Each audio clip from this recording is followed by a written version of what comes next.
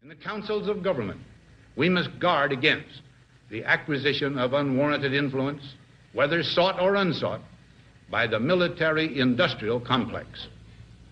The potential for the disastrous rise of misplaced power exists. They all come out with intelligence, which is truth, but then they always tack on the same endings to it, which throws you off into outer space, which is counterintelligence as far as I view it. That's my opinion, right? And when people want to find truth, you must be very careful what you let into, because you are the guard of your own mind. And they can be very persuasive, and often they come out, too, with what seems to be certain information for the first time. That's what generally grabs people. UFOs crash in China and villagers shocked by a huge ball of fire. This is from the Huffington Post, Lee Spiegel. Now, an alien invasion, could it really happen? The US military is making plans just in case. So it turns out that if aliens ever show up here on Earth, little green men might be the least of our problems. A new study indicates that instead they'll probably be more like super intelligent dinosaurs, as smart and as cunning as humans. As one scientist put it, we would be better off not meeting them. Sleep tight.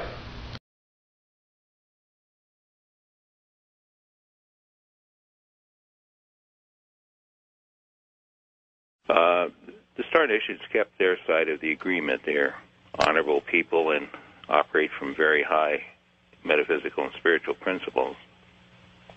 The same cannot be said of the four governments involved. There have been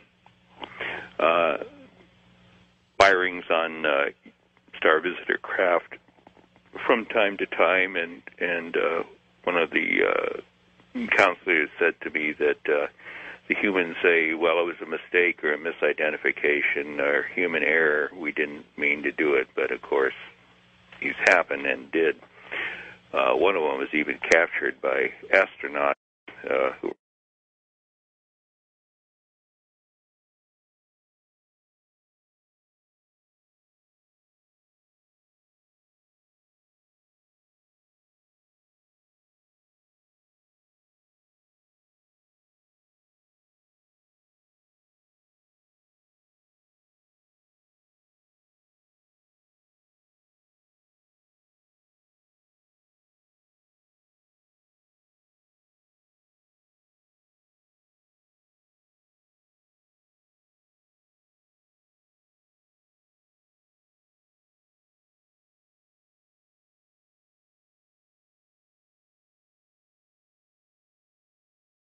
were in orbit in a space shuttle where a neutral particle beam weapon beam comes up from the Earth towards a star visitor craft that's hovering at the edge of atmosphere, and it makes a radical right turn at the last moment. Yeah. And I think we've seen that video. Yeah, a lot of people have seen that. You know, that's just documentation that the deal was violated and that they've continued to fire on them. There, of course, have been various reports of downed UFOs since the 60s, and those were no accidents. It was deliberate shootings because these cabal-type folks want to grab these vehicles and tear them apart and back engineer them and find out what makes them tick and take that technology and reproduce it so that they can have advanced weapon systems to rule the world with.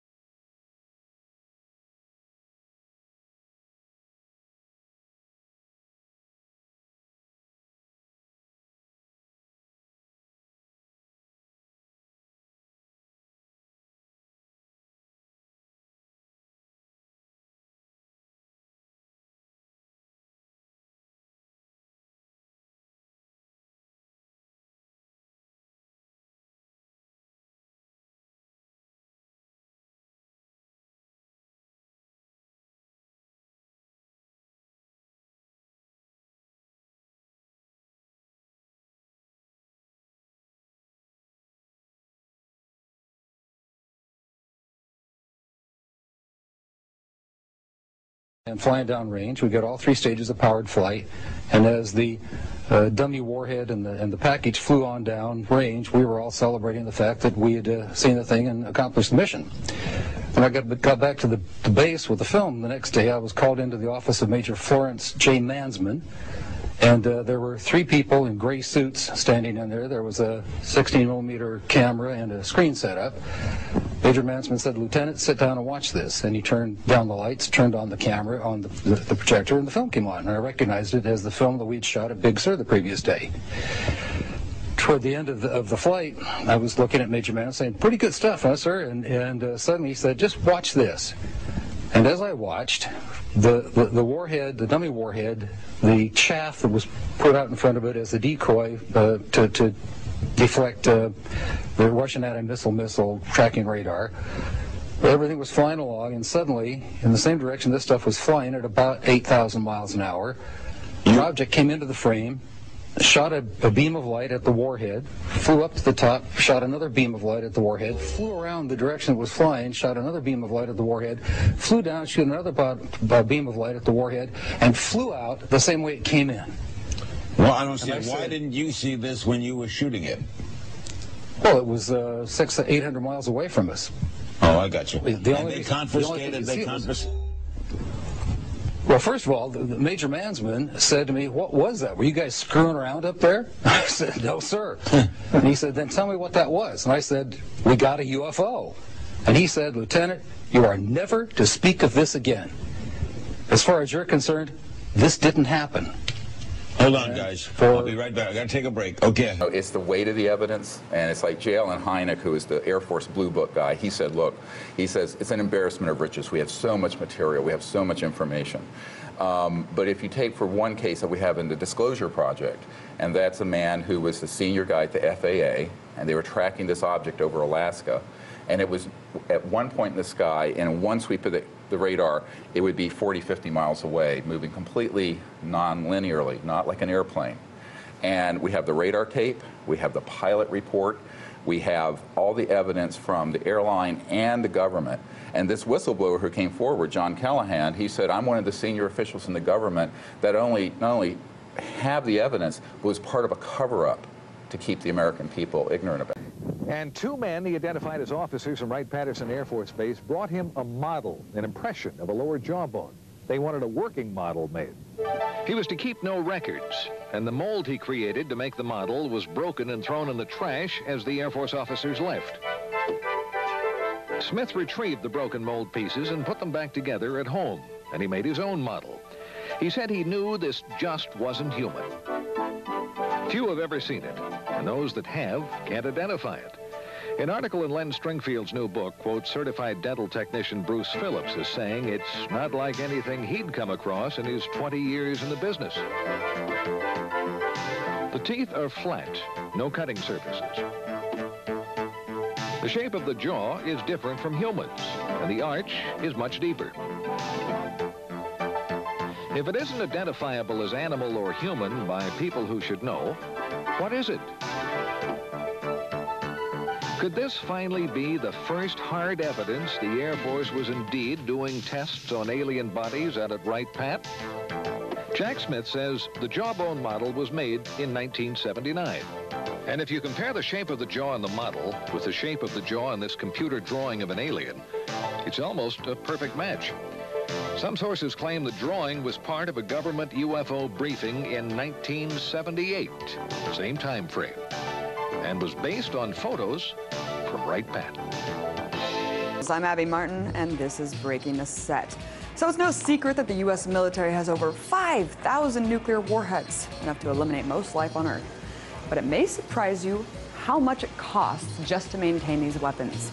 Well, a new study from the Center for Non-Proliferation Studies just concluded that over the course of the next 30 years, the U.S. will spend nearly $1 trillion to either keep these weapons operational or modernize them.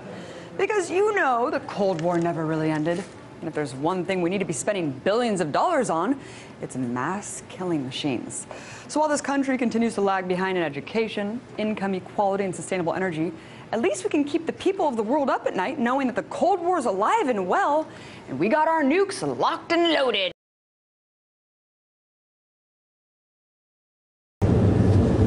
de Afonso. Foi ali que eu tive um acidente e morri.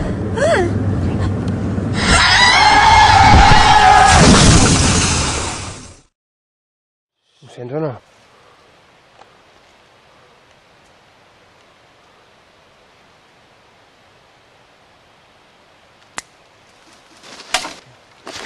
Déu! Va, corre, corre!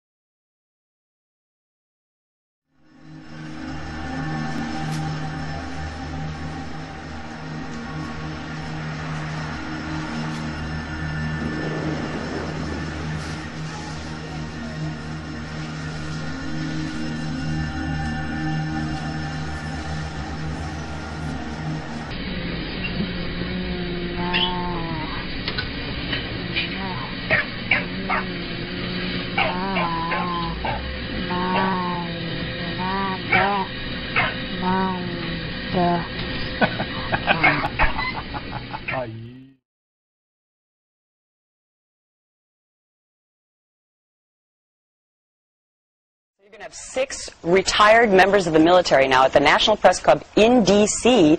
They're going to say these incidents go back to 1967, 1980. Now, they don't have any recent episodes. That could be because these gentlemen have all been retired for some time, so they haven't been in the loop.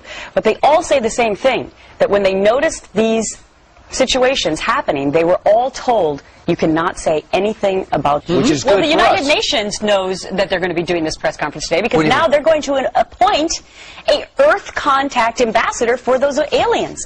Her name is Moslin Othman, and she's going to be known as the leader of the Office for Outer Space Affairs. But now the United Nations is getting ready for a contact with aliens from outer space. This is Moslin Othman. She's out of Malaysia. She will be planet Earth's first interstellar diplomat.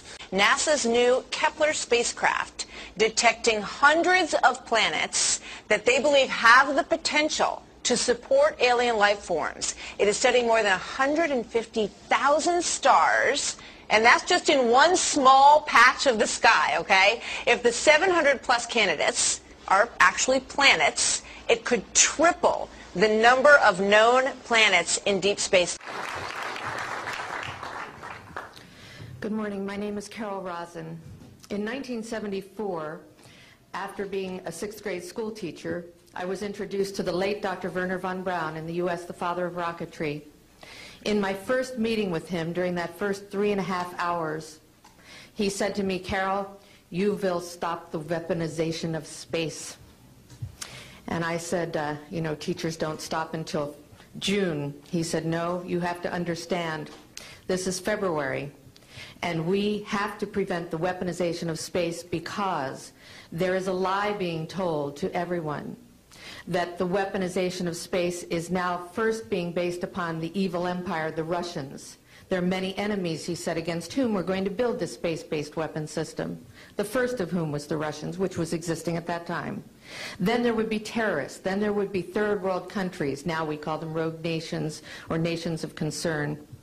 Then there would be asteroids. And then he would repeat to me over and over, and the last card, the last card, the last card would be the extraterrestrial threat. Well, at the time, I kind of laughed when he said asteroids, and when he said extraterrestrials, I knew I wasn't going to deal with that subject. And now we hear on the news just today, this week, that they've slid in another enemy. Only this time we're going to protect our satellites. In other words, we have to have some reason to spend these trillions, to waste these dollars on a space-based weapon system, and they're all lies. This is a system, he told me, that would never protect anyone. Even back then, he talked about suitcase bombs. He talked about chemical, viral, bacterial, biological warfare, that these space-based weapons would never protect us against. And then he told me that, in fact, if you travel around the world, which I did after he died in 1977, I met with people in over 100 countries who were friends. They didn't want to build space-based weapons. I became a space and missile defense consultant. And I worked with people around the world. I became an advisor to the People's Republic of China. They don't want to build a space-based weapon system. And he told me back then that they didn't. He said, go to Russia. They're considered to be the enemy. I got on a plane by myself. When I got to Russia, I had a list of people that I had read out of the newspaper. Chernenko was in office then. He was the only one I didn't get a chance to meet. They introduced me to everyone when I got there. And when I got back, I said, oh my Lord, this man is telling the truth. There is no threat. And I've been waiting until this day for 27 years, and I'm expecting the spin to happen, because he also explained to me that as a military strategist, as a person who worked on the MX missile, which I did later, he said, you will find that there is going to be a spin to find some enemy against whom we have to build space-based weapons. And now we should expect the spin, because he said part of the formula for the intelligence community is if they might have a weapon, then we have to consider that they do have these weapons. So now they do have these weapons, so now we have to build these weapon systems. And that's the formula, except that it's all based on a lie. And we have witnesses here today that have shown you that these extraterrestrial beings, that these craft that have come here are now not UFOs, they're identified flying objects, and we know that they have beings in them. And we have witnesses here who have told you that they can shut down our missile silos, they can stop a rocket going into space that's a test. We have witnesses here who have worked in the classified departments, who have the courage to come forward here to support what Wernher von Braun told me back in 1974 to 77. And I will testify before the Congress that when I founded the Institute for Security and Cooperation in Outer Space, which I shut down a few years ago because I didn't believe we had a chance with this huge, integrated around the world, complex weapon system, that we had any chance at all of transforming that war industry into a space industry that could provide benefits, like Dr. Greer has said, of global warming. We can end that situation of that problem. We can end the energy crisis. We can build now non-polluting technologies. Wernher von Braun used to tell me that we could have cars back then that drove around off the ground. He described this to me on beams so that we have no pollution on this planet. And we can solve the problems of the people that are urgent and potential, and the other animals and the other cultures on Earth and in space. And we can end the arms race without dislocating the industry jobs, without disrupting the economy, by transforming, Wernher von Braun told me, the war industry into a global cooperative space industry that will provide, he said, finally, more jobs and profits on this planet than during any hot or cold wartime, more products and services that can be applied directly to solving the problems of this planet. And we can have a whole planet now that lives in peace on Earth, with all the cultures on Earth, and with all the extraterrestrial cultures in space. And these are words that Wernher von Braun told me in 1974, and I will testify before the Congress under oath about everything I have said and more. To a UFO expert, Paul Roberts, who runs Hegel Paranormal Intelligence here in Sacramento, says he too has been getting lots of reports. He says UFOs are usually attracted to military, nuclear bases, or gold, which is what makes this UFO sighting abnormal. So why now only tells me one thing. Either there's something here in Sacramento that they're interested in and that we don't know about. Residents of the Astrakhan region witnessed an unusual glow of light in the night sky on Friday. A bright round object with a spiral of light behind it hovered in the sky for nearly 30 minutes. The Astrakhan region emergency services received over 50 calls about the incident. Official data of the nature of the object is not yet available.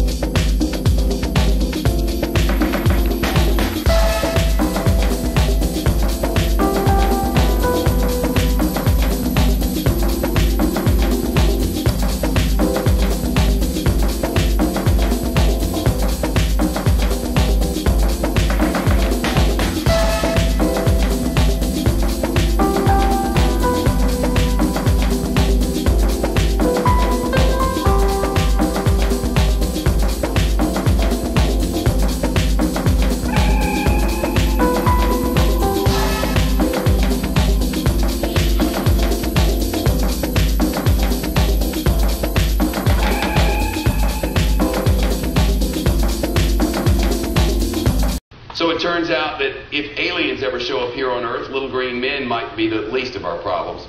A new study indicates that instead they'll probably be more like super intelligent dinosaurs, as smart and as cunning as humans.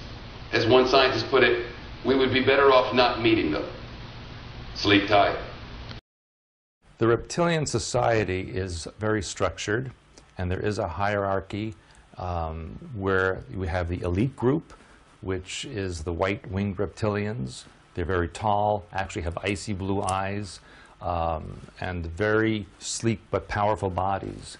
And then it works down all the way, 7 levels in at least the Draco Empire, to a workforce or drone-like reptilians, which are quite small, perhaps 3 to 4 feet high, very brown, scaly skin, not very intelligent, basically do what they are told. In between, you have a military class, you have a spiritual or religious leaders that are very much like we would have bishops and cardinals and popes. They also have an intellectual caste, and then a general mass of people. For all intents and purposes, if you really wanted to know what the Draco Empire hierarchy was like, just look at the Hindu caste system, which was based on that. If you read about Hindu legend and even anything in East Asia, it talks about the Naga, which were the 7-headed reptilians, which came ashore in Asia after their continent sank in the Pacific, and is spoken about in all of the Asian, Southern Asian, and East Asian legends and histories. The 7-headed reptilian, or Naga, really represents the 7 levels of the caste system in the Draco Empire hierarchy. The first time I ever had contact with reptilian beings was when I was working as a teenager, believe it or not, in the Montauk Project between 1970 and 1983. They were what I would consider to be of the military or warrior class, very large, powerful, mean-looking, scary-looking. When you're 13, 14 years old and you see an 8 or 9 foot tall creature with fangs and green and yellow eyes coming at you, it's very scary.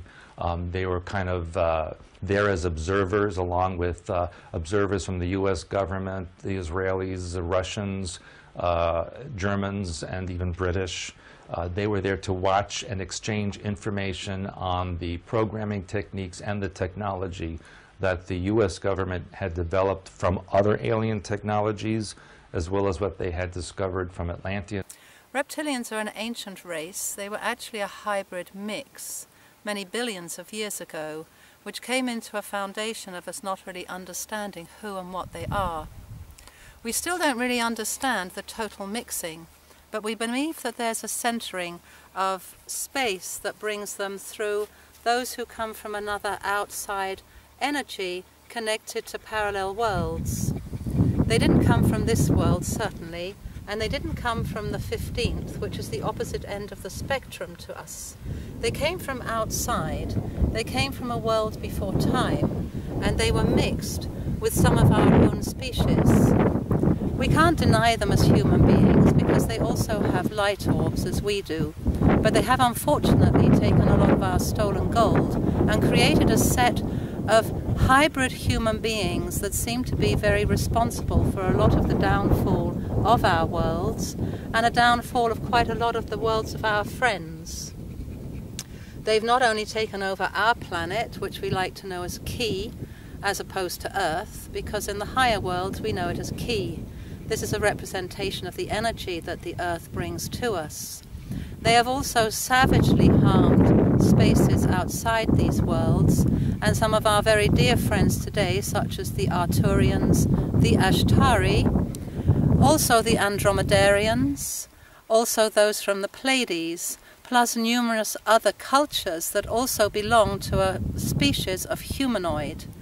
These species have also been very degraded and very, very pulled down by a long-term reptilian rule.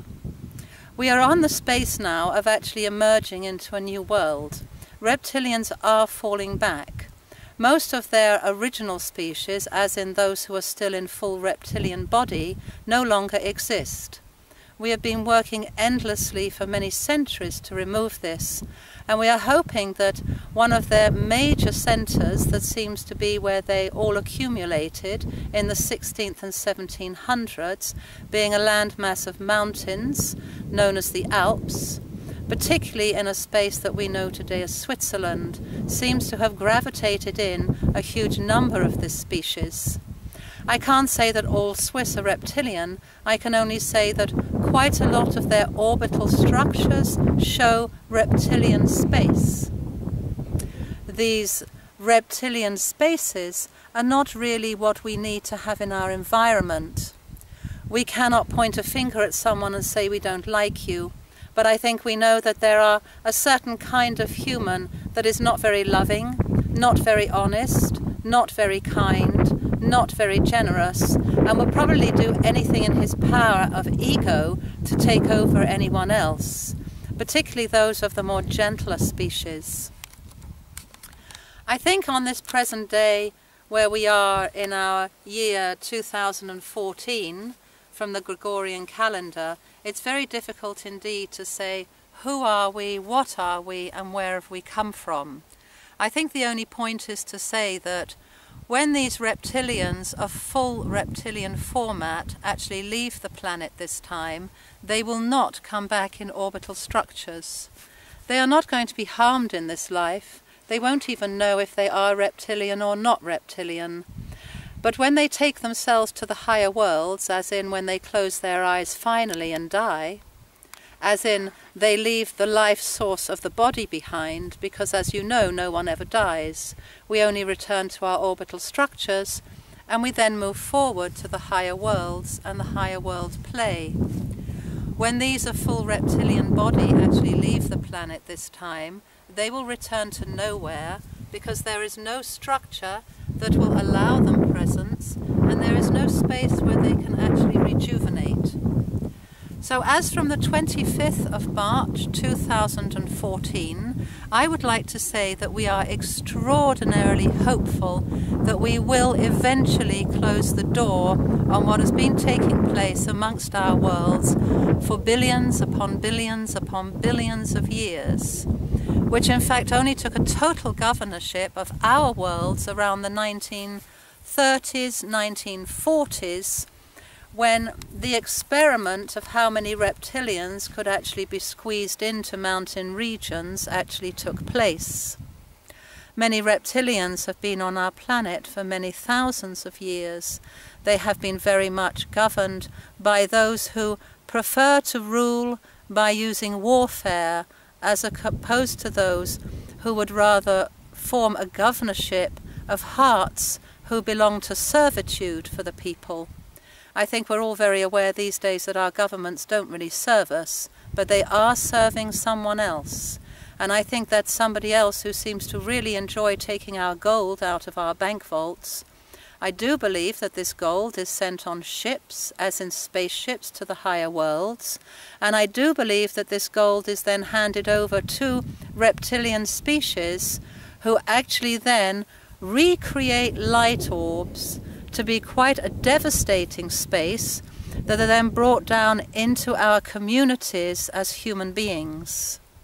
Sadly, this has been going on for a long time, and sadly, we have no way of telling totally who is who and what is what. The only thing I can say is, I don't think they can move any more of these light orbs into our space. I don't believe when they leave our space they can rejuvenate anywhere, and I do believe that we have some exceptionally amazing brothers of other species, as in our dear Arcturian brothers, who do have quite a few spaceships on the dark side of the moon. I also believe that there is a ship that the American government has talked about as being a comet. I don't think it's a comet, I think it's an Arcturian warship, and I think they are surveying us and hoping us the best of luck with our removal of reptilians. They have also undergone a shocking experience with their own islands, islands being their own planets. We wish them love, hope and harmony, as we wish every species who desires reptilian-free governorship in hope and the presence of bringing a peaceful world into harmony for all times. Thank you.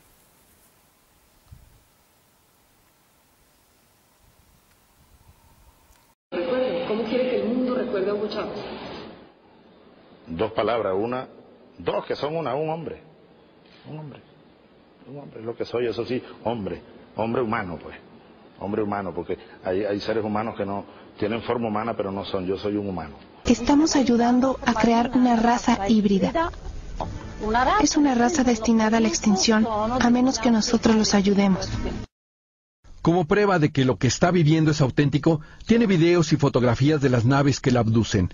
Los videos son impresionantes. Son nocturnos tomados con su celular, donde se aprecia un disco volador desplazándose en un plano diagonal, con fuerte luz interior y que no se asemeja a nada parecido de la Tierra. Por otro lado, las fotografías son muy claras, bien definidas, con puntos de referencia o acercamientos donde se aprecia que se trata de discos voladores. Para finalizar, pudo fotografiar a uno de estos raptores. Tiene exámenes radiológicos donde presenta pruebas de implantes que tiene en el cerebro. Se determinó que era un objeto sin poderse calificar. No tengo ninguna cicatriz donde se aprecie por dónde entró el objeto. La mandaron a hacerse exámenes y el doctor encontró un ritmo cardíaco parecido a un bebé, pero no se veía el bebé. A Giovanna le fue practicado un aborto en su casa al tener complicaciones con el feto, y lo que encontró el médico fue algo espantoso, un híbrido entre humano y otra raza. Se grabó todo el proceso, las imágenes son fuertes. Se encontró una especie de placenta donde dentro se encontraba el producto, con características humanas. Se observan dos extremidades superiores y dos inferiores, el torso, pero la cara parece más a la raza que la está abduciendo. Un aborto, con una malformación. Era un monstruo. 50% of all Americans believe the extraterrestrial explanation accounts for these sightings. Up to as many as 90% of Americans believe the government is outright lying. The polls are unambiguous. Year after year, the same thing. In fact, if you could talk anonymously to people, even in Congress, probably 50% of members of Congress already convinced that the extraterrestrial presence explains this phenomena. Disclosure is at hand. It is very close, and the American people need to prepare themselves very soon for an announcement from our government that there is, in fact, an extraterrestrial presence engaging this planet and the human race.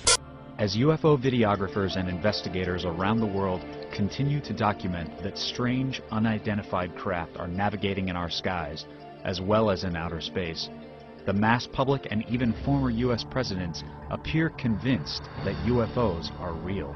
Is it an above top secret truth that extraterrestrials are observing us from their technologically advanced spaceships? It's not like any aircraft I've ever seen.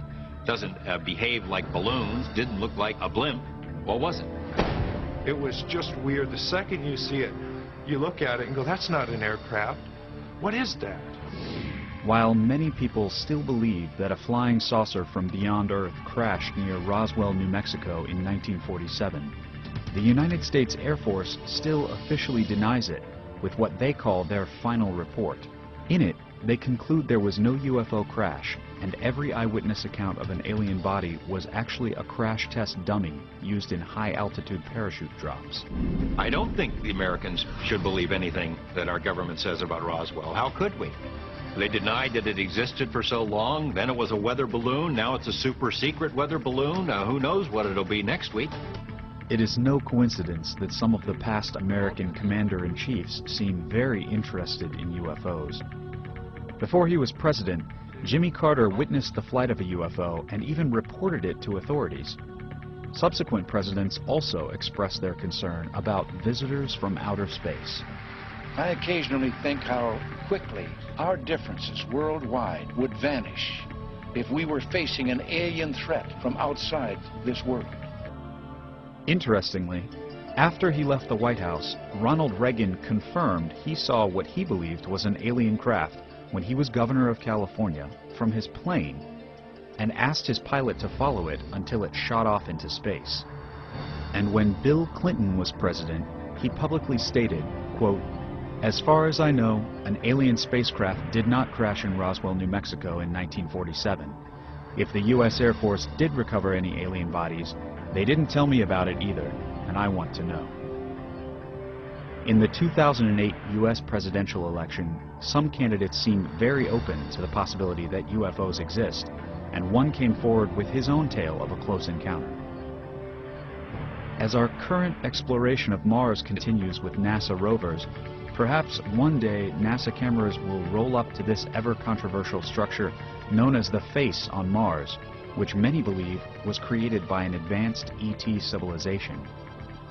Maybe when the mystery of this monument and nearby pyramid structures is solved, we will be closer to proving that alien life does in fact exist, even on planets so close to ours. But those who've chronicled the UFO evidence most to date think the ultimate proof will come from everyday people pointing cameras to the sky. We, the people, are going to prove that this is truth. Not the scientists, not the authorities, not the military. We, hundreds or thousands of people with our cameras in our hands, are going to be able to produce the evidence that is going to be seen around the world and is going to prove that this is real.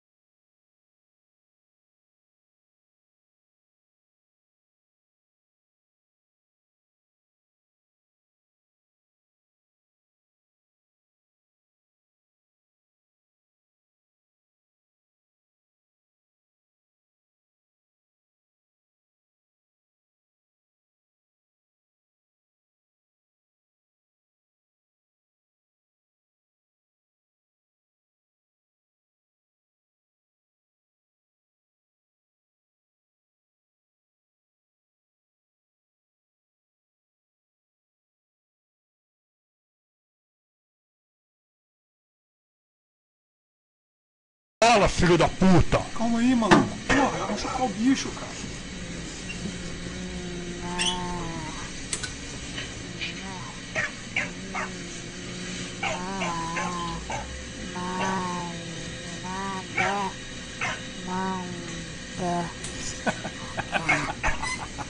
Aí, não falei que ele ia falar, ó.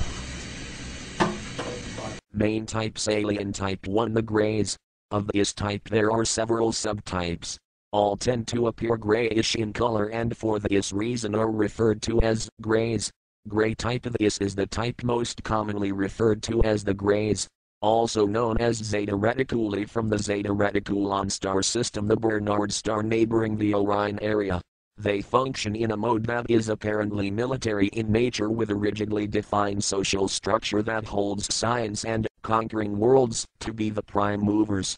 They are normally about 4.5 feet tall with large heads and black, wraparound eyes.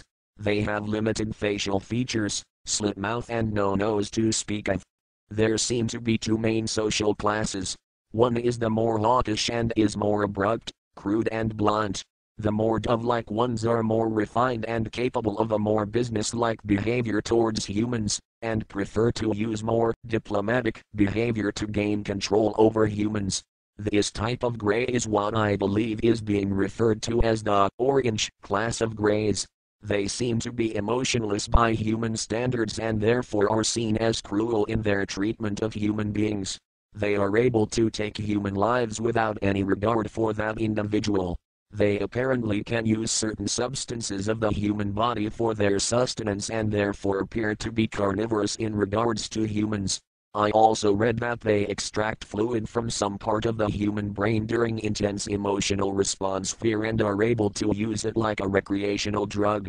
It is my understanding that these greys are actually servants to a master race of reptilian-type aliens and are trying to prepare the Earth for their arrival by gaining control over the Earth through many means. They tend to enjoy the feeling of freedom they have on Earth, away from their masters, and would desire the help of humans in confrontations with the reptilians. Which appears to be a consideration for the near future mid-90s. These greys have their best known bases in New Mexico and Nevada, but are also known to have bases in many countries of the world. Grey type B tall greys from Orion, usually about 7 to 8 feet tall. Reports often exaggerate their height as being 9 to 12 feet, with facial features somewhat similar to grey type A, with the exception of the large nose found on type B greys. These greys also have technologies that allow them to perform certain actions that appear miraculous. These greys are less viscous towards humans than type A greys, but are still considered hostile. They tend to influence more through political controls and negotiated agreements with those in power. Their main bases seem to be in the Aleutian Islands. These are the type seen not long ago in eastern Russia. Grey type C. These are the shortest of the greys and tend to be about 3.5 feet tall. Their facial features are very similar to the Zeta Reticuli greys and are of the same root race. They are just as hostile to humans as the Zetas. They are from a star system near the shoulder of Orion called Bellatrix. Alien type to the reptilians, a genetics akin to rectals. These are highly advanced entities but viewed as being of a negative, hostile or dangerous disposition, since they regard humans as a totally inferior race.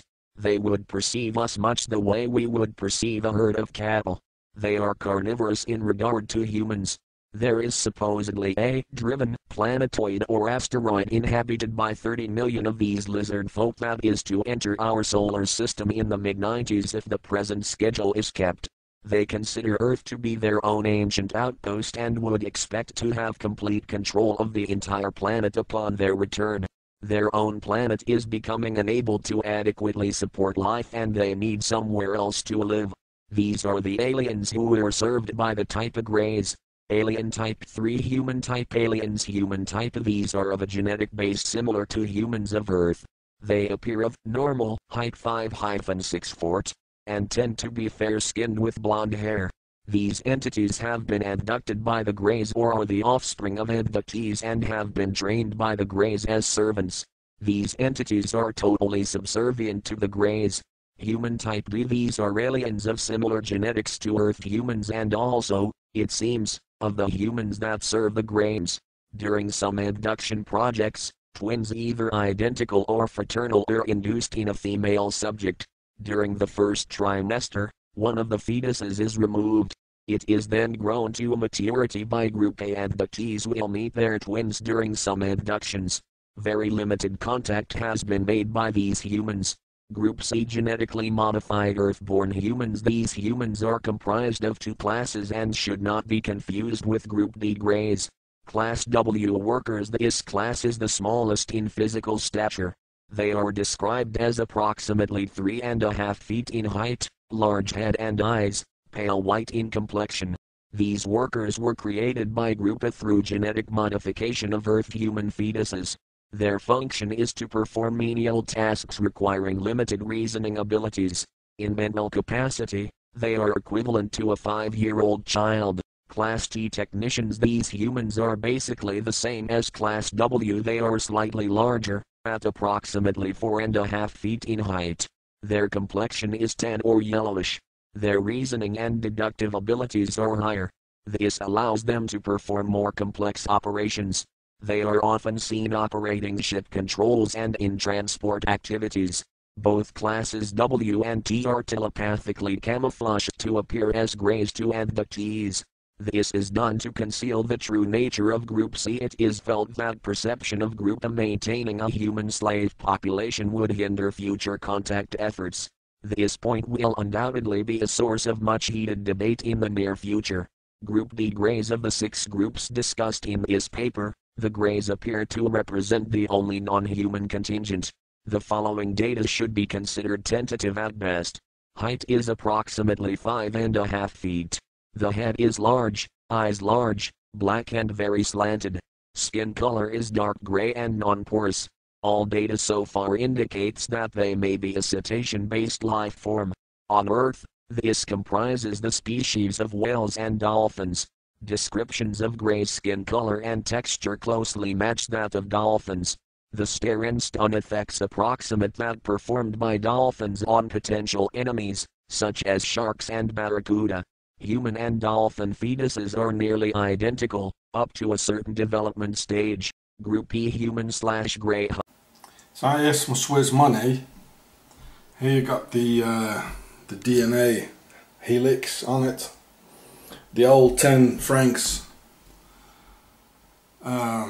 shows the Nibiru system. There are some good videos about it on the internet, on YouTube.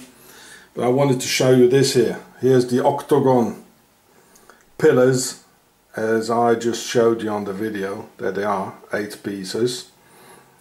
That has a meaning. This is octagon. And here it shows a grey. Some aliens, look at it. The Swiss reptilians. I mean, these are no humans, look at it. These are Swiss reptilians, the Nazis, who financed Adolf Hitler, gave Red Cross passes to the worst mass murderers you can imagine. There, it's a grey. It even is grey. Okay, this is, and they are standing in the octagon. Look at it. So this is Switzerland, the home of the Nazis and the center of hatred against humanity. Oh, okay. I don't believe you.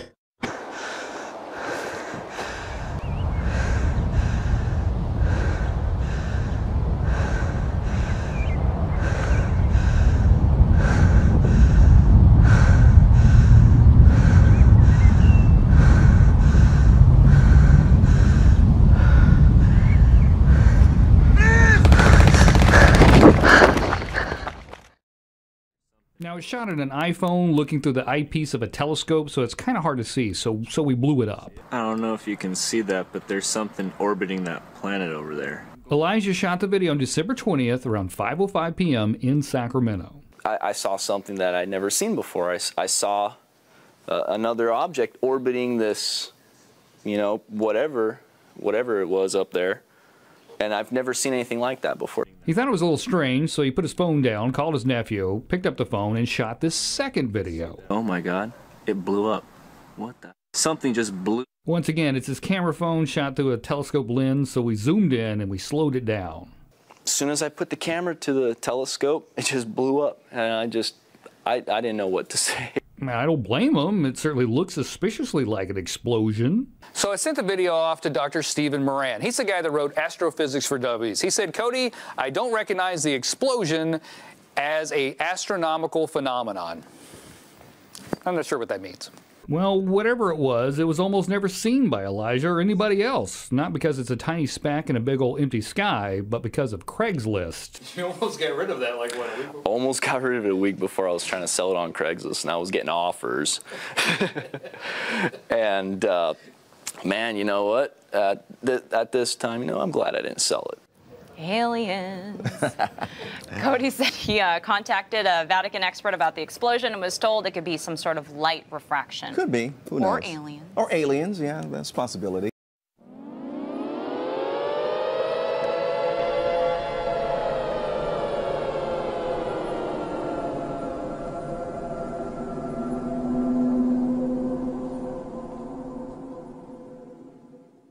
Okay, we've never seen pictures like this before from NASA. Amazing video of what looks like tornadoes on the sun.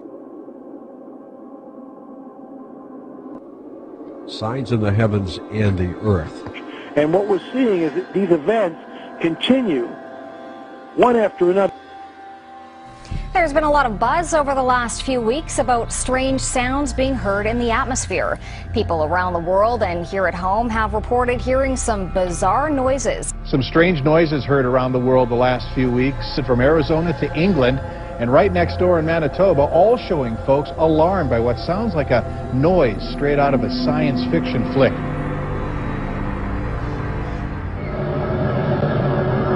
It's kind of like watching a scary movie. The background noise gives you the feeling that something terrible is about to happen. Strange, mild sound. Seems like it's coming from the sky, anyway. I've heard that Jesus is coming back. I've heard that it's 2012, the world is ending.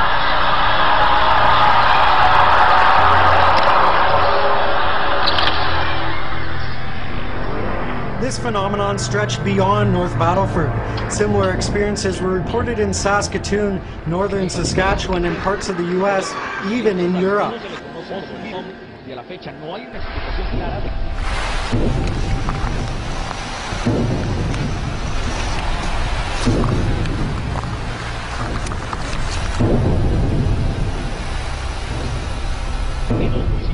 Sonidos muy similares a estos.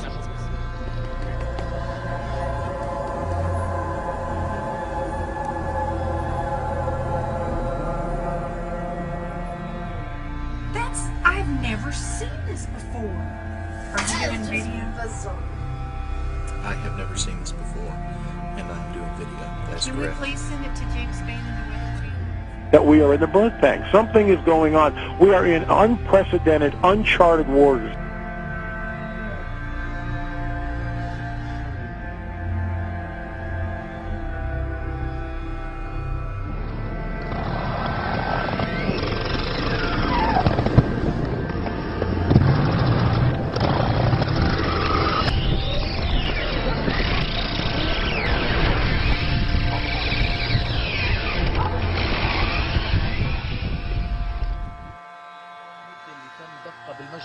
ومصدرها وتحديد نوعيتها، وبيبين صادر لاحقا عن الوزير المصدر مجرور مقفل ويرجح أن يكون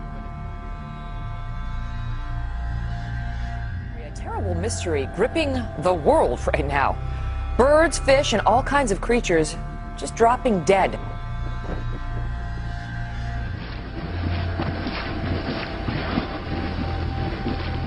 For the second year on New Year's Eve, birds are falling from the sky in Beebe. A mystery in Beebe, Arkansas. Birds falling dead from the sky on New Year's Eve for the second year in a row. Wildlife officials say no one knows how these dolphins died, but hundreds have been found on beaches in Chiclayo, Peru.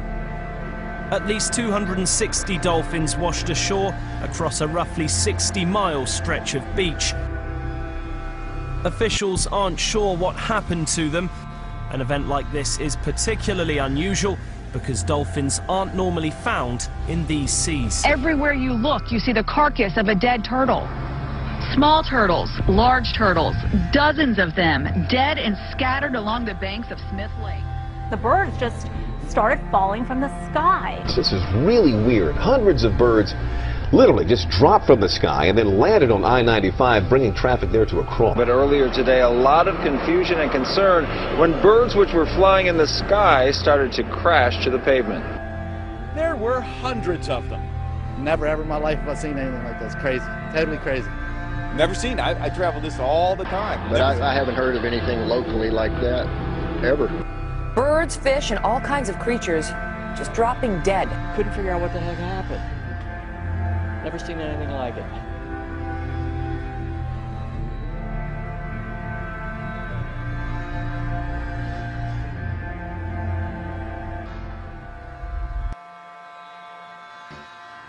Something strange has happened in the skies above Britain.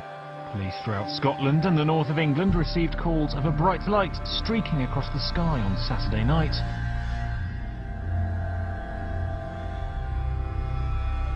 These images over Harrogate, but there have been sightings across the country from Scotland, Wales, the north, right down to the East Midlands. It was what observers are calling one of the best meteors ever seen in the UK. The object was seen as far south as Devon and may have landed in the English Channel. Dozens of viewers have said they've seen a massive bright light in the sky in the last few hours, with most claiming it was a meteor.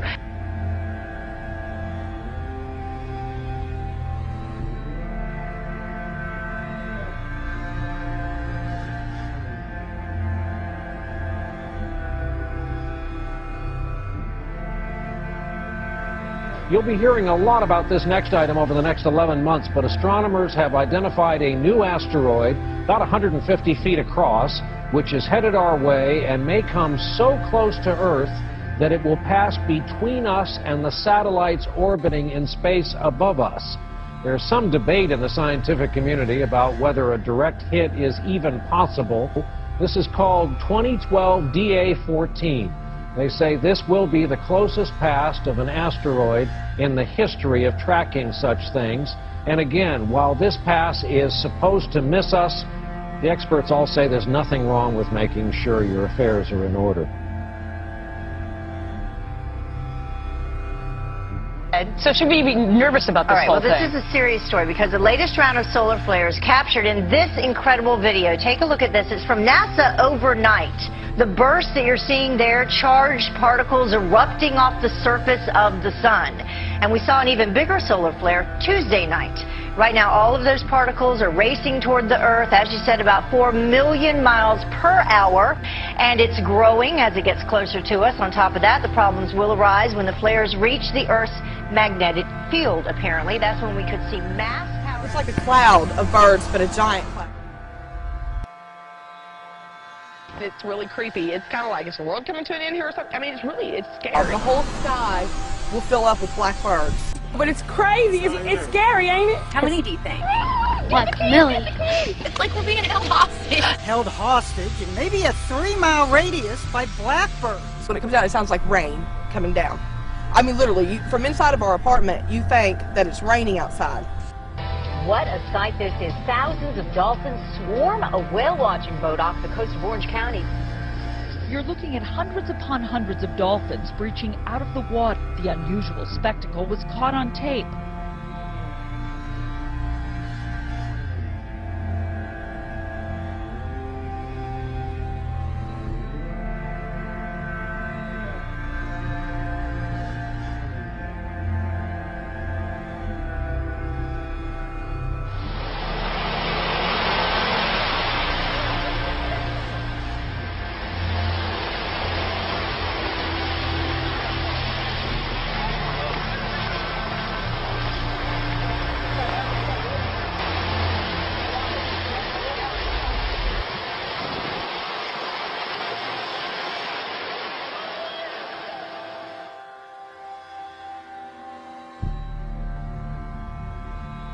Trying to figure out what caused that flash in the sky in the Northwest Valley. It happened this morning, right here. If you haven't seen it, here we go. During Andrea's traffic report, look, we're going to slow it down for you right there. Look in the background. Looks like some kind of very bright light, almost like it was an explosion or something. Our first thought was maybe a transformer. But we checked with APS and SRP. They said they haven't had any trouble. We haven't had any reports of any explosions either. Here it is one more time for you in slow-mo. So it is still a mystery.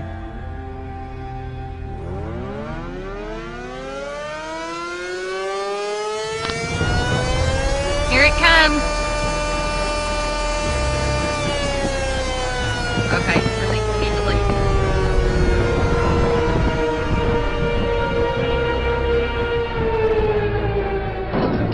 Take it away from us, Lord. Take it, Lord. Take it, Lord. Take it away from us, Jesus. Holy Father God, all powers in your Son's name. Take this up away from our home.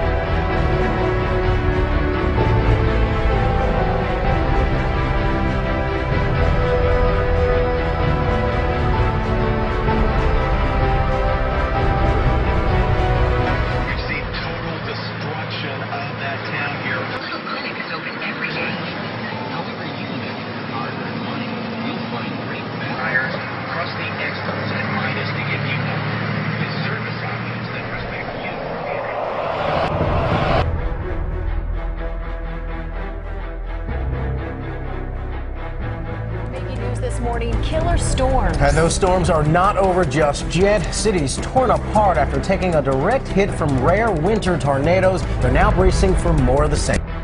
Among the places hardest hit, Harrisburg, Illinois. 175-mile-an-hour winds, 2 football fields wide, left people dead.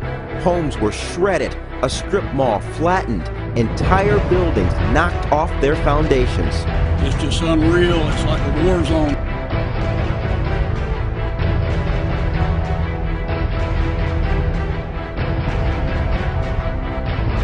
A somber Saturday morning as hundreds of thousands wake up to sheer devastation.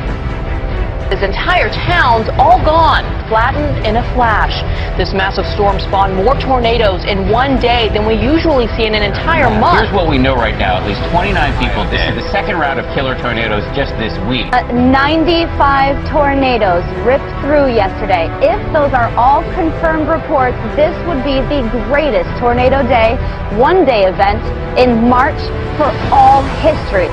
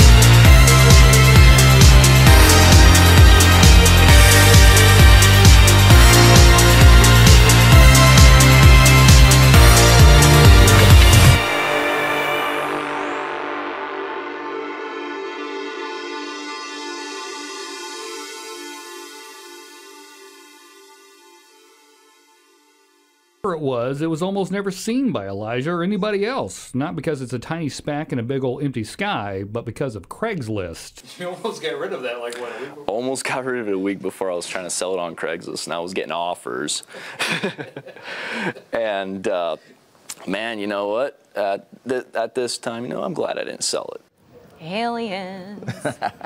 Cody said he contacted a Vatican expert about the explosion and was told it could be some sort of light refraction. Could be. Who knows? Or aliens. Or aliens, yeah, that's a possibility. 33 News Morning Edition. The time is 6:26.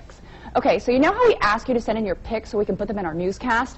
Well, you got to see what one viewer claims his friend found at a hunting camp in Berwick. I really don't even know what that is. The guy who sent it in didn't want us to mention his name, but tells us this is totally for real. He says last weekend his friend's family found one of their hunting camps destroyed, but the SIM card was still there, and so was this crazy image. I put the pic up on Facebook, and this is what some of you had to say about it. Steven says, keep going down. This is a computer-generated Photoshop image, and it's definitely not real. Okay, the next guy says, bring it up. Those swamp people need to eat some food with those 2-inch biceps, okay. And our next person says, hey, I've got one of that my friend snapped up here in North Louisiana with the same cam. Stance alien girl-looking thing floating in the background. So here's that pic. Okay. Really creepy, isn't it? And we got the music to go along with it. Breathe. Ya, güey. Ya, güey. ¿Te quedas aquí? ¡El calor, ya no! Ya, güey. No, ya voy por él. ¡Ay, no mames, güey! ¡Ya vino! ¡No mames, güey! ¡Ya vino! ¡No mames, güey! ¡Ya vino! Ya voy por él.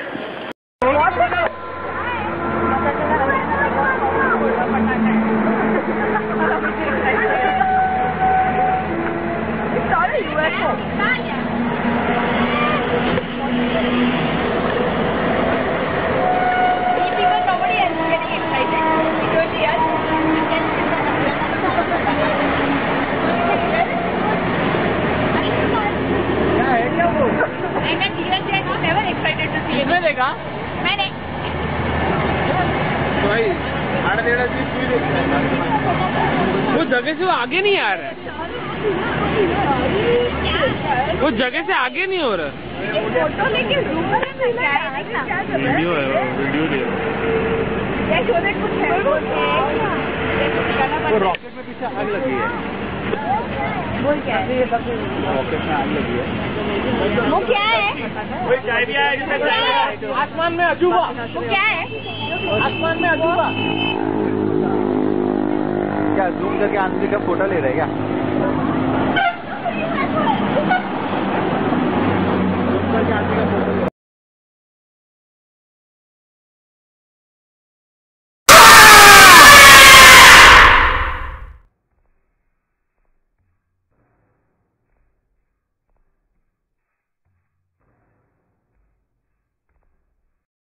Ever wonder what might lie out there deep in space? Do you want to believe we're not alone, that somewhere in the universe intelligent life may actually exist? Our next guest says there is life out there. It does exist. Dr. Charles Hall says he spent 2 years working with extraterrestrial beings during his time with the American military.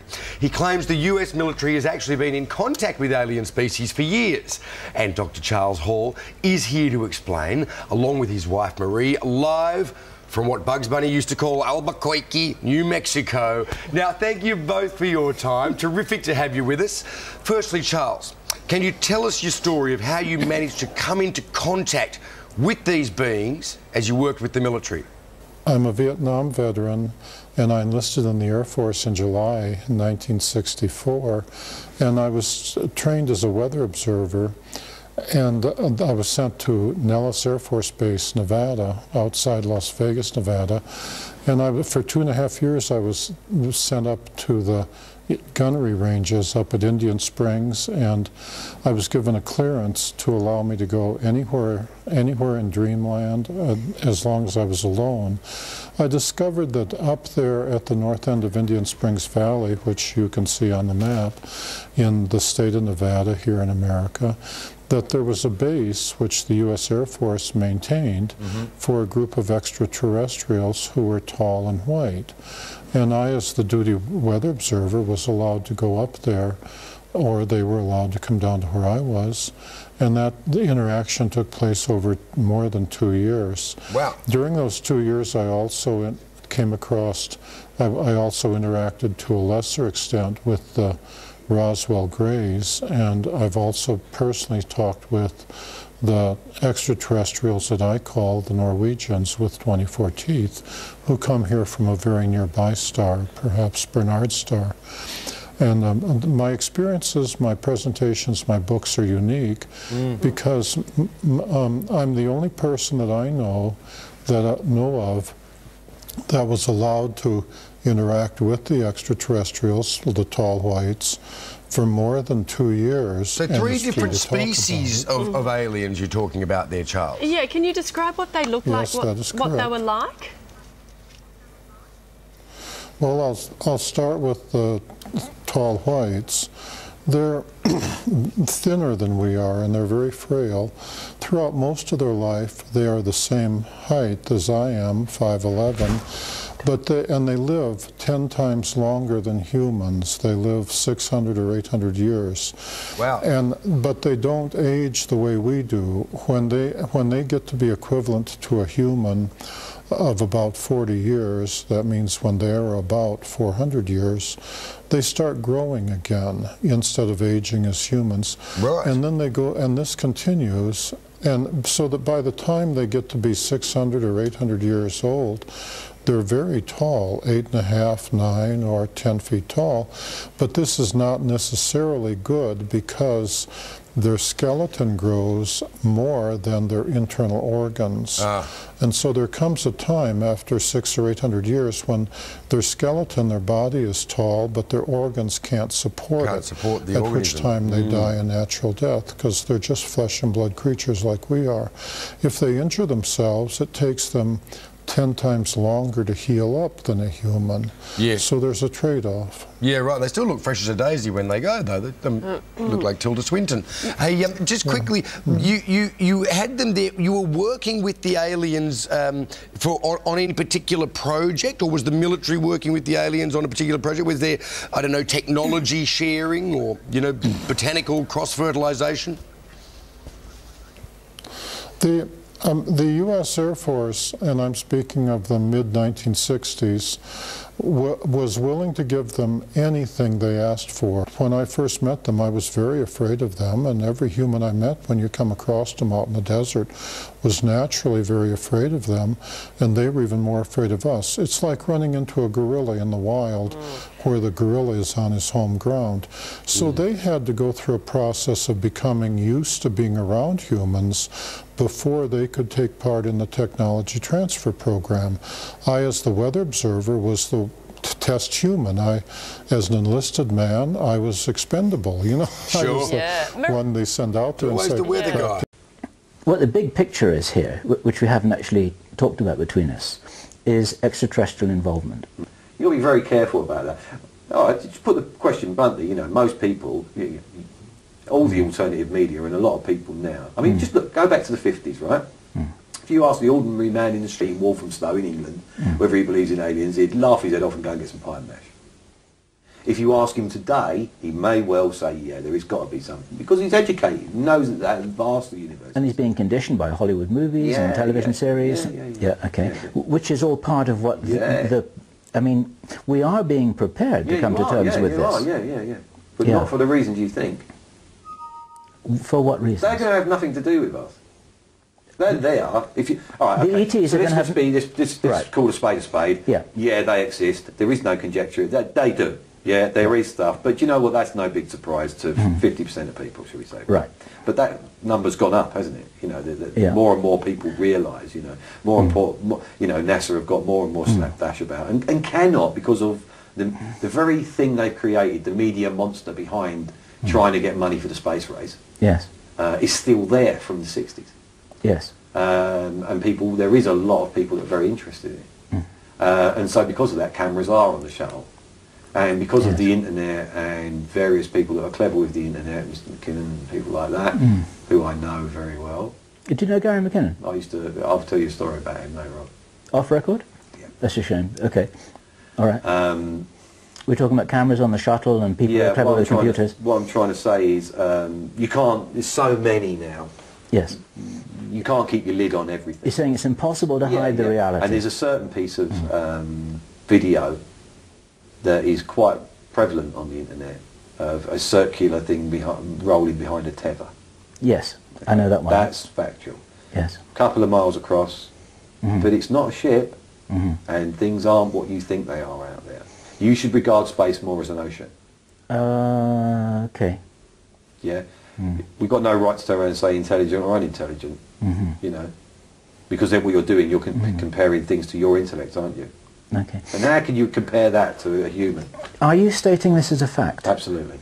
A fact. And what you're talking about here is you're talking about large living beings, like big kind of... And small. And small living beings. Look at it this way, if you've got a shark swimming through the ocean, he's got fish swimming all around him most of the time, picking up morsels, servicing him, and he doesn't eat them.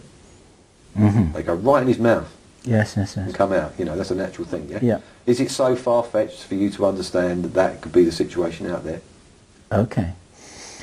But at the same time, there are some what we could regard as metallic craft, things that you could call spacecraft. Right. As well. Yeah. Right. But tell you what, I've got an axe to grind here, so let me grind my axe. Right? You do that. Okay, so here you are, you're an alien, yeah, you're on the other side of the universe, right, for instance, yeah, you're in Orion, yeah, you're that far away, yeah, you're in your ship and you're flying all the way here, and you cross intergalactic space in a fantastic piece of machinery, yeah, and you get and then you crash in Nevada. Right. Rubbish. Okay. Rubbish. You're shot down. Okay. That's what happened to you. Yes. Because you didn't think that there was any kind of particle weapon or kinetic weapon that could do that. Yes. Well, you wasn't prepared because it was the first time you came. Yes. That was, it was got something to do with radar, wasn't it? They discovered that radar would actually do this. Yeah. Am I right? Well, it was quite an aggressive... It wasn't an accident. Okay. I've got you.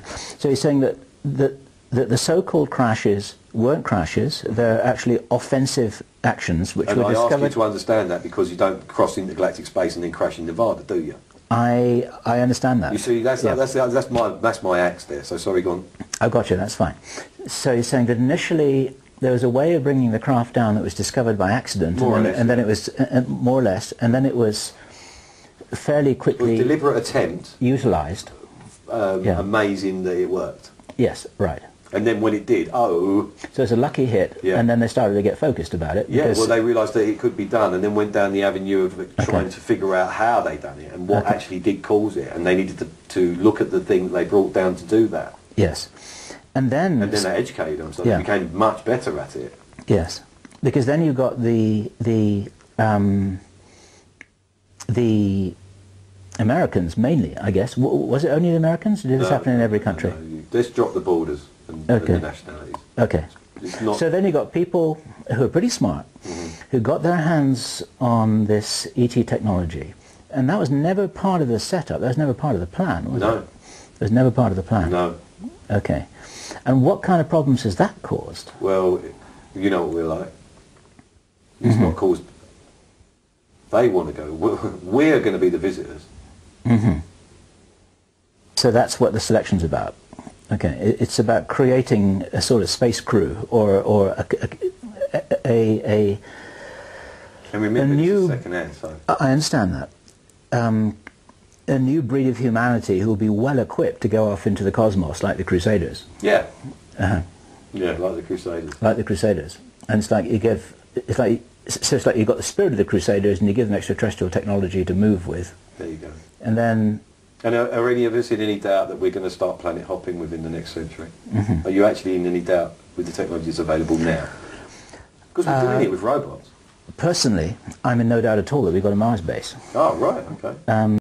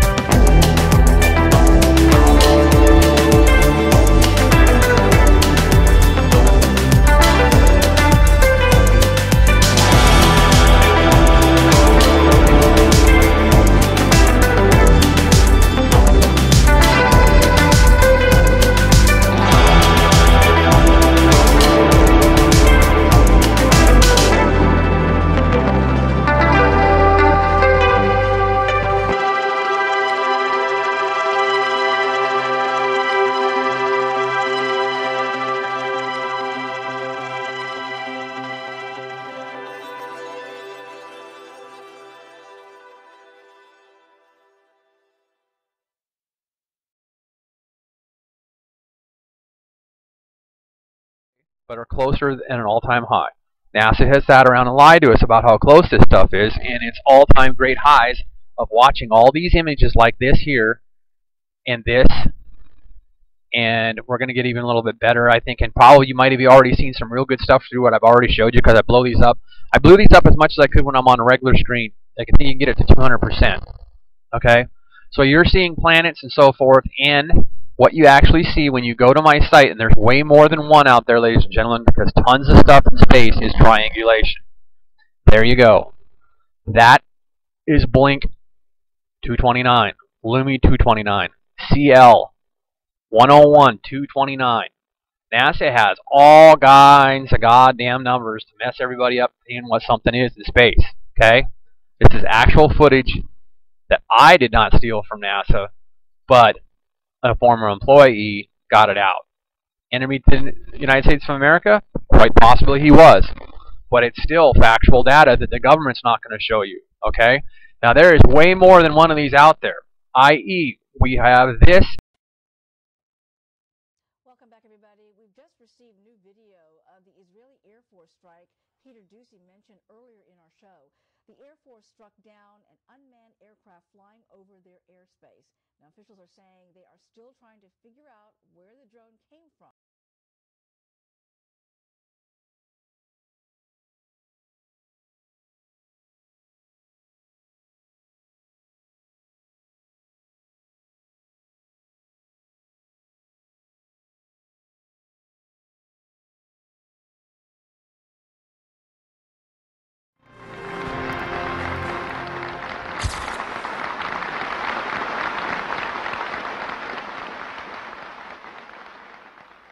A part of that plan, of course, is to induce the gradual surrender of American sovereignty, piece by piece and step by step, to various international organizations, of which the United Nations is the outstanding but far from the only example. Now, here are the aims for the United States. 1, greatly expanded government spending for every conceivable means of getting rid of ever larger sums of American money as wastefully as possible. 2, higher and then much higher taxes.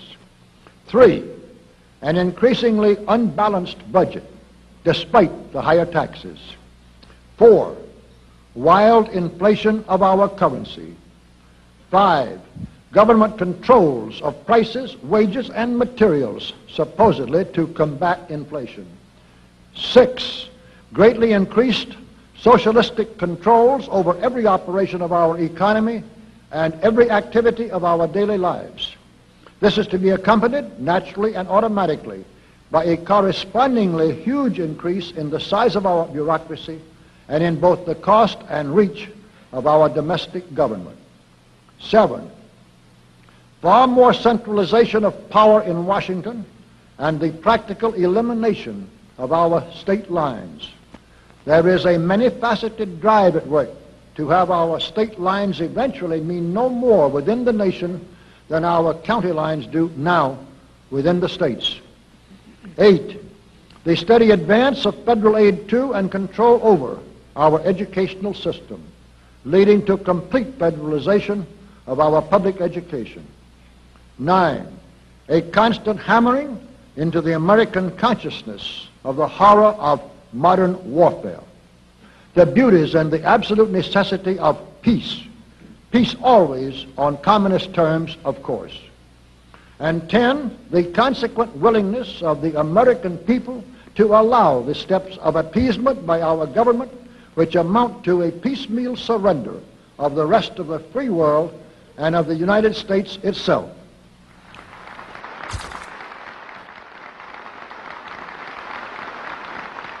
So brush the insider's dust out of your eyes, my friends, and the communist soap suds out of your brain, and ask yourselves in all honesty, what on earth is wrong with the United States simply minding its own business?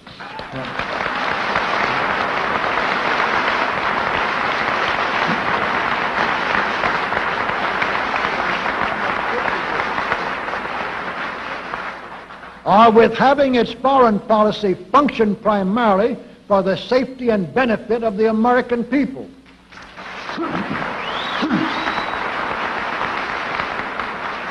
Which is exactly what we had done for the first 140 years of our existence as a nation, to the incredible advantage of ourselves and everybody else.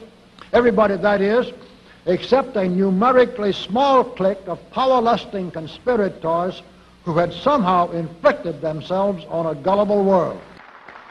While we turn to a very brief summarization of what we hope the John Birch Society will help and even sometimes lead the American people to accomplish during the next 15 years. One, our first and most important specific undertaking should be to restore the complete independence of the United States.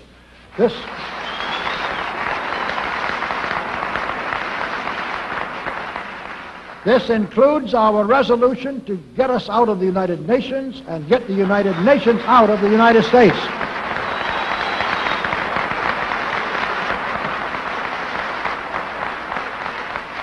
Two, we must once again make our money freely redeemable in gold at some realistic price.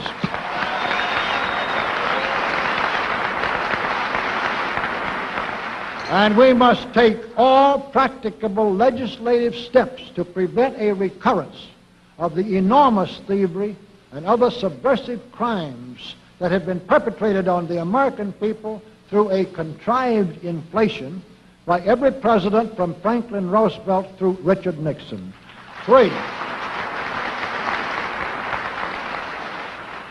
Three, we should reduce the number of government bureaus, of government civilian employees, and the whole quantity of government by at least 50%.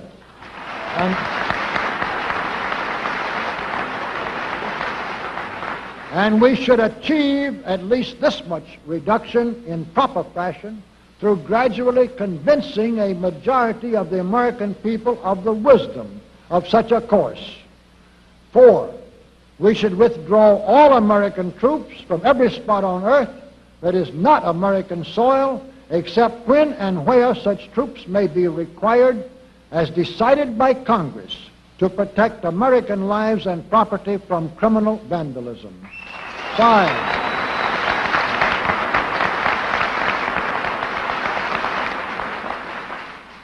Five, we should get government out of the areas and functions and activities where government does not belong. Again, all steps to this end should be taken gradually, but nevertheless just as rapidly as enough of the American people can be persuaded to support such progress. Any such achievement will require a truly massive educational force, but that's exactly what we hope to build during the next 15 years. We could go ahead for at least 100 numbered items, but the John Birch Society will undoubtedly be working on more than that many specific projects, which will be laid out in its bulletins before another 180 months will have rolled around. And all of these projects will fit into the general pattern indicated by the 5 major objectives listed above. So let's really wind up this marathon monologue with one final thought. None of us can guarantee anything about what the future will bring. Your speaker knows what a job we have before us to rid our country of the scourge of communism within the next few years, and then to go ahead on our constructive program so well that 15 years from now we shall already be entering an era of far less government, of a much sounder sense of responsibility, and, with God's help, of a better world. But I sincerely believe that it can be done, and this much I know. If every man and woman in this audience should leave here tonight feeling in his or her own mind and heart that it can and must be done, then it surely will be. And so, all of you patriots of good character, good conscience, and noble ideals, whom we can reach with the filmed version of this speech in 1,000 other audiences, it is with a great deal of confidence and energizing will to win that we invite you to join us in our epic undertaking. While to all of you great, wonderful friends in this present audience, I certainly extend my very deep thanks indeed for so much patience and attention. Thank you and good night.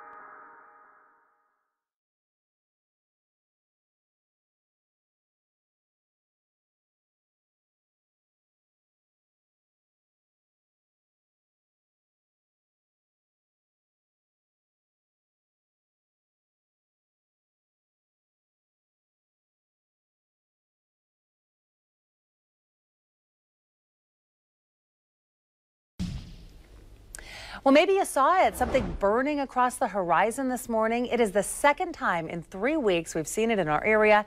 This time, people took pictures. KPTV's Amy Troy has a look at some Fox 12 viewer photos. Amy, what was it? Well, Shauna, the jury is still out. Scientists are still looking over all the reports, all the photographs. Luckily, with our clear skies, there are lots of photos.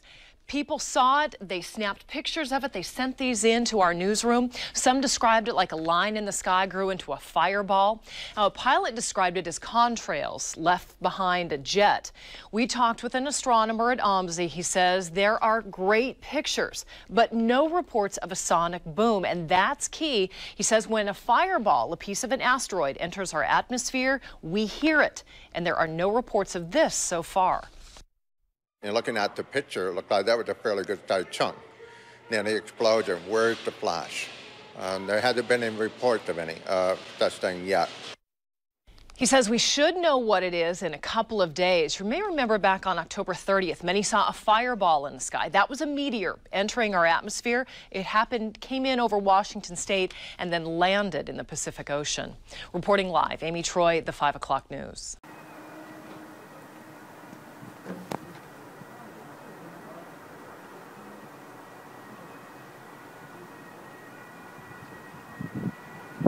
The fireball flew Friday night. The East Coast does not mean the end of Western civilization as we know it.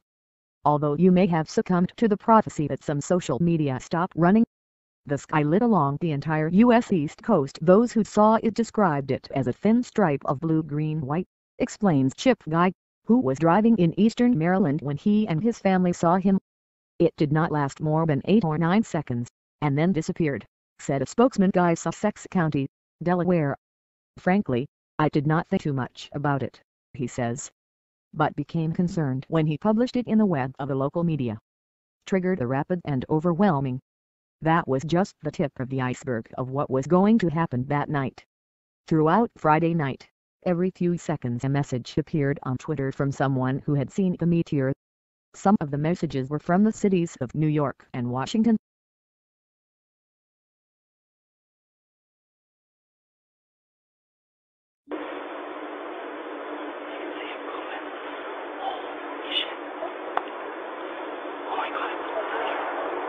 That wasn't thunder. That was that thing blown up. Oh my God, there it goes again. I don't care, that woke me up. Oh, it's still booming. Holy shit.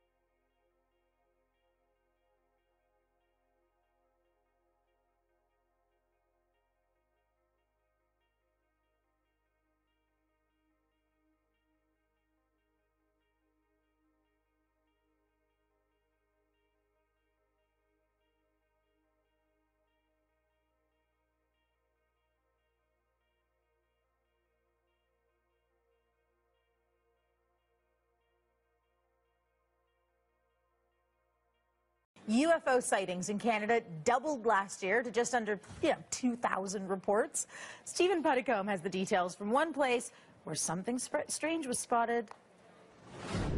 The 2012 UFO survey done out of Winnipeg, Manitoba has a surprising result. There was more sightings than ever before in the history of the survey. There were 1,981 UFO sightings reported in the country last year, about 5 a day. That's more than twice the number of reports in 2011 when there was 986. Now, the number of cases in 2012 completely eclipses all previous records for the highest reports in 1 year, which was 1,004 in 2008. Turns out that it was just a matter of that all the sources seem to reply that they had an increase in the number of UFO reports. So it's something across the board. People in Canada were actually looking up into the sky more often than in the previous year. Ontario had more than 40% of sightings, but that's mainly because their population is so large. In 2012, about 7.5% of all UFO reports were judged to be unexplained. The percentage dropped from 11% the year before.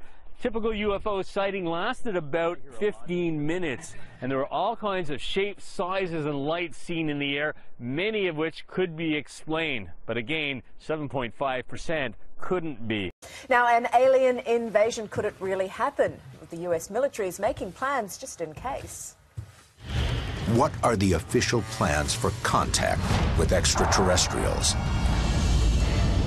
Will they come in peace or war?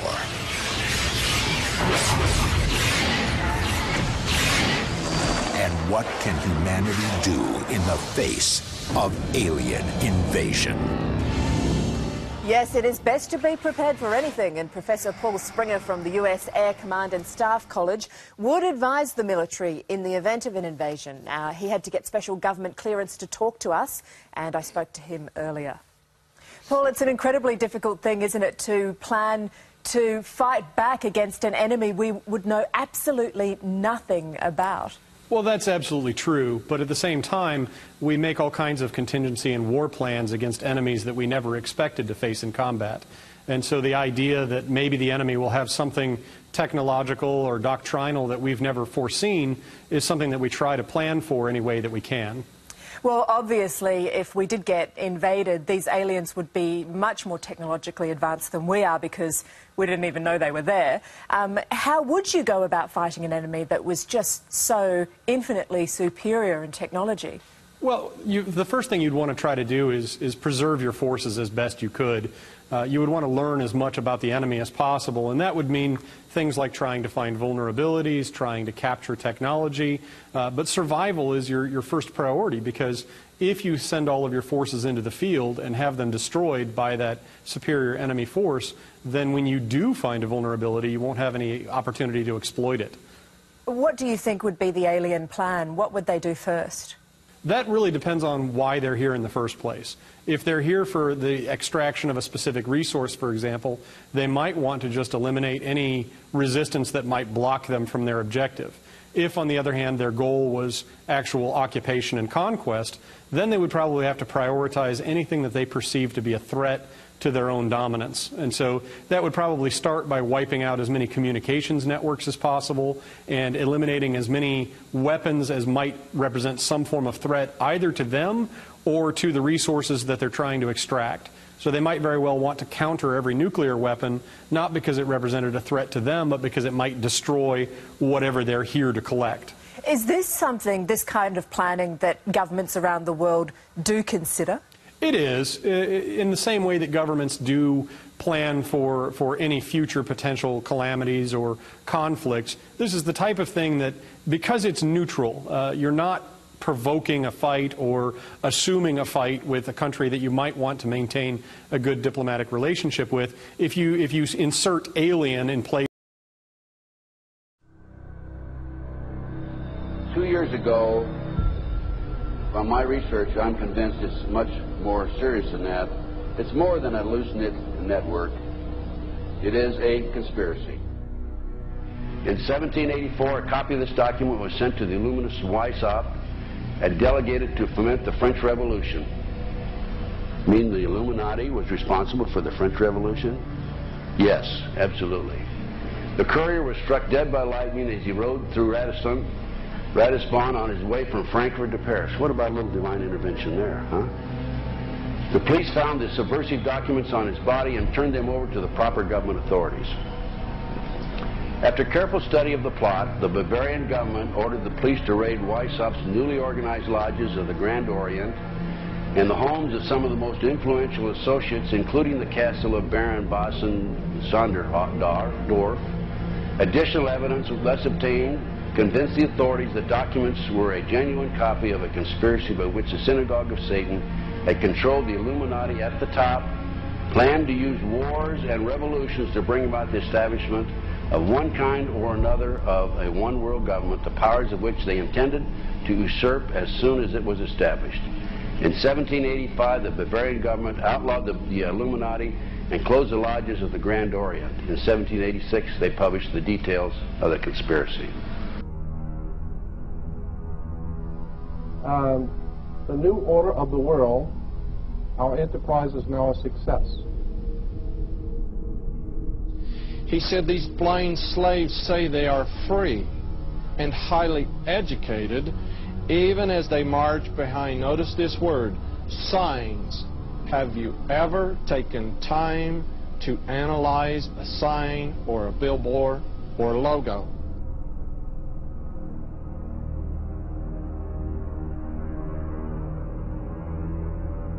We'll start up here. In 1784, an act of God placed the Bavarian government in possession of evidence which proved the existence of the continuing Luciferian conspiracy. This explains the previous 9 pages, goes into it in detail. We don't have time to do it completely. Conspiracy. Adam Weishaupt, a Jesuit-trained professor of canon law, defected from Christianity and embraced the Luciferian ideology while teaching at Ingolstadt University. In 1770, the money lenders who had recently organized the House of Rothschild retained him to revise and modernize the age-old protocols designed to give the Synagogue of Satan ultimate world domination so they can impose the Luciferian ideology upon what remains of the human race after the final social cataclysm by use of satanic despotism.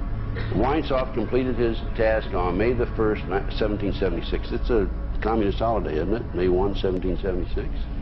The plan required the destruction of all existing governments and religions. In 1776, Weishaupt organized the Illuminati to put the plot into execution. The word Illuminati is derived from Lucifer and means holders of the light.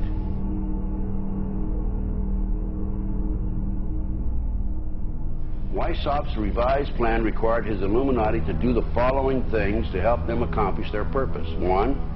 Use monetary and sex bribery to obtain control of people already occupying positions in high places in the various levels of all governments and other fields of human endeavor.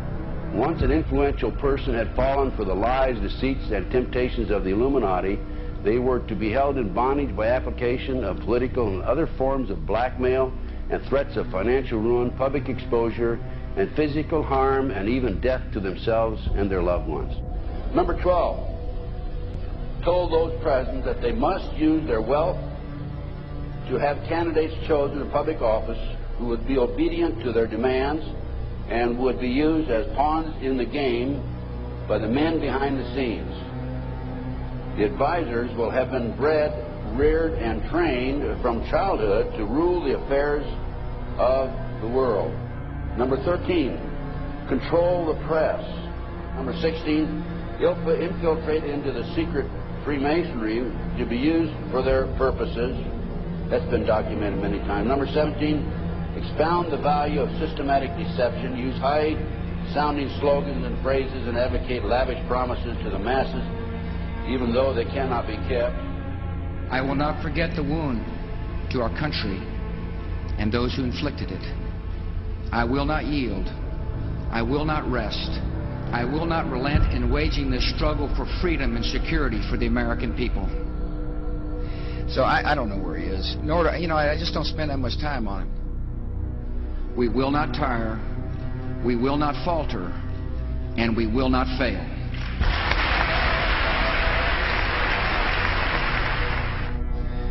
Terror is bigger than one person. And I remember he was telling me how you're going to see soldiers looking in caves for people in Afghanistan and Pakistan and all these places, and there's going to be this war on terror, of which there's no real enemy. Who knows if he's hiding in some cave or not? We hadn't heard from him in a long time. Operation Northwoods, the plan called for innocent people to be shot on American streets. This is the Pentagon. For boats carrying refugees fleeing Cuba to be sunk on the high seas, for a wave of violent terrorism to be launched in Washington, D.C., Miami, and elsewhere. People would be framed for bombings they did not commit, planes would be hijacked using phony evidence, all of which would be blamed on Castro to justify an invasion of Cuba 40 years ago. An aircraft at Elgin Air Force Base would be painted and numbered as an exact duplicate for a civil registered aircraft belonging to a CIA proprietary organization in the Miami area. At a designate time, the duplicate would be substituted for the actual civil aircraft and would be loaded with selected passengers, all boarded under carefully prepared aliases. The actual registered aircraft would be converted into a drone, remote-controlled plane, their word for it. Takeoff times of the drone aircraft and the actual aircraft would be scheduled to allow a rendezvous south of Florida. I mean, he's been tested unlike any other president. This 9/11.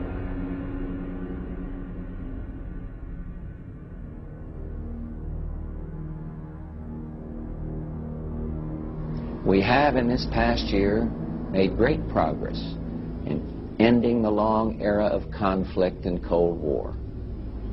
We have before us the opportunity to forge for ourselves and for future generations a new world order, a world where the rule of law, not the law of the jungle, governs the conduct of nations. When we are successful, and we will be.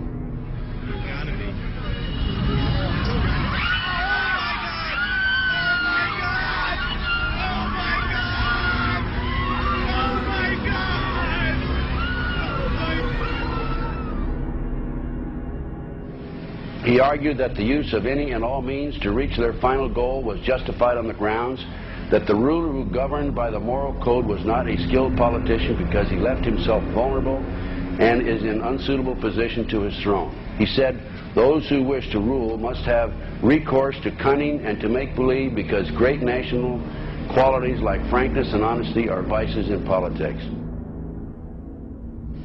Fellow citizens will meet violence with patient justice, assured of the rightness of our cause, and confident of the victories to come. In all that lies before us, may God grant us wisdom, and may He watch over the United States of America.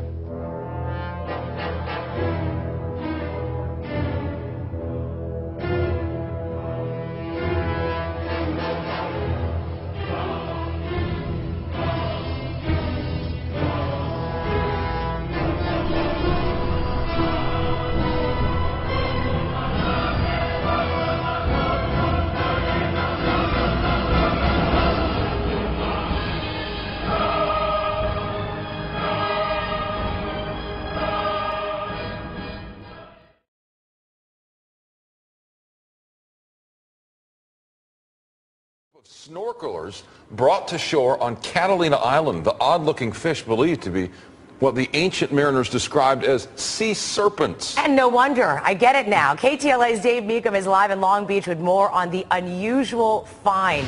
Incredible. Hi, Dave. Incredible. What a sight, huh? I can look at that picture forever. We're talking the mighty oarfish, and for the crew and others on the schooner over there, Avalon based next to the riverboat, what a surprise. This one's 18 feet long. It took 25 of us to pick it up. It's a once-in-a-lifetime opportunity. Rare and mysterious, that's not overselling it, as oarfish are largely uncharted territory for scientists.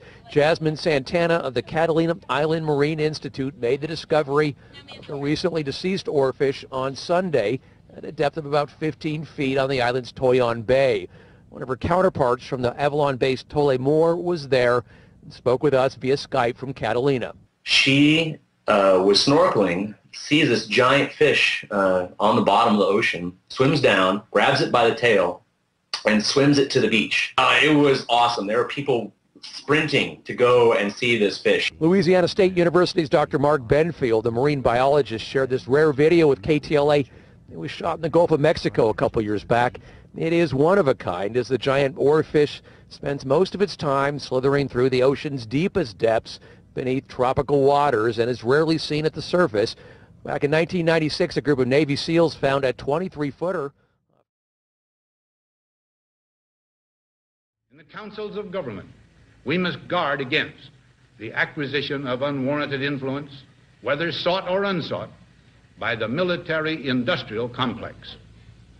The potential for the disastrous rise of misplaced power exists and will persist